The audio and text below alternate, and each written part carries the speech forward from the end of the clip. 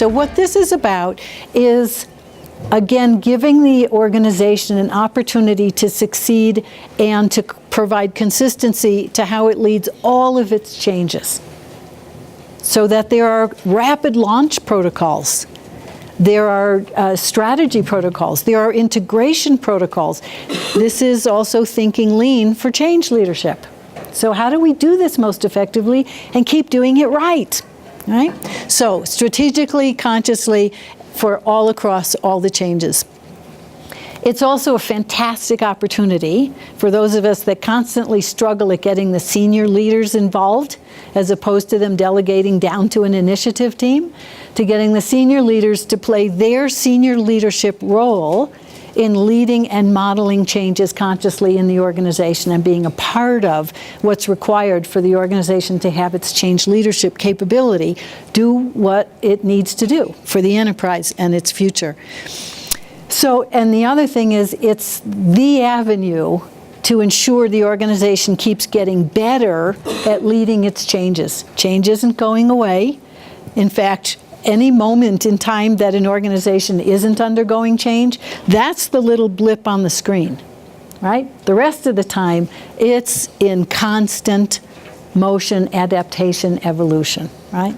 So this is continuously getting better, improving, reducing cost, right? Producing better outcomes. It's the same lean strategy and portfolio management strategy applied to change. Does that make sense? I see a bunch of head nods. Okay, cool. All right. Now, what are they? I'm going to give you, I'm just going to name them here and then give you a brief overview of each one of them.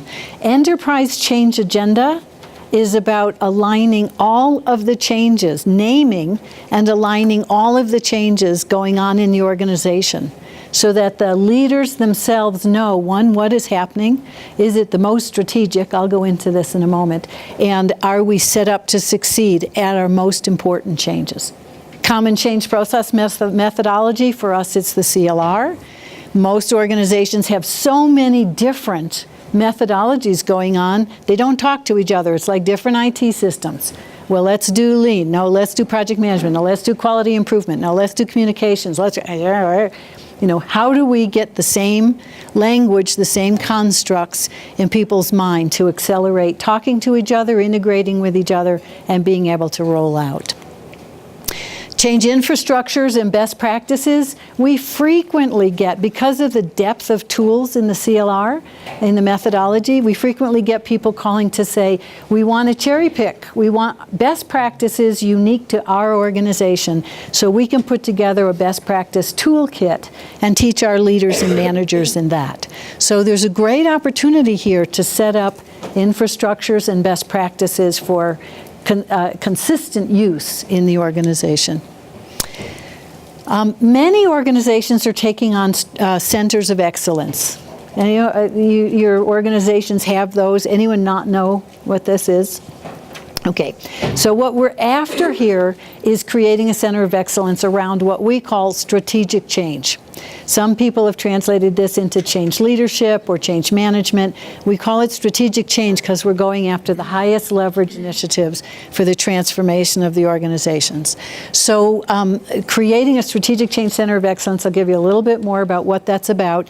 It's not an empire, but it's an orchestration of the best resources and tools and services and skills and aligning them and continuously developing them on, again, on the highest leverage changes.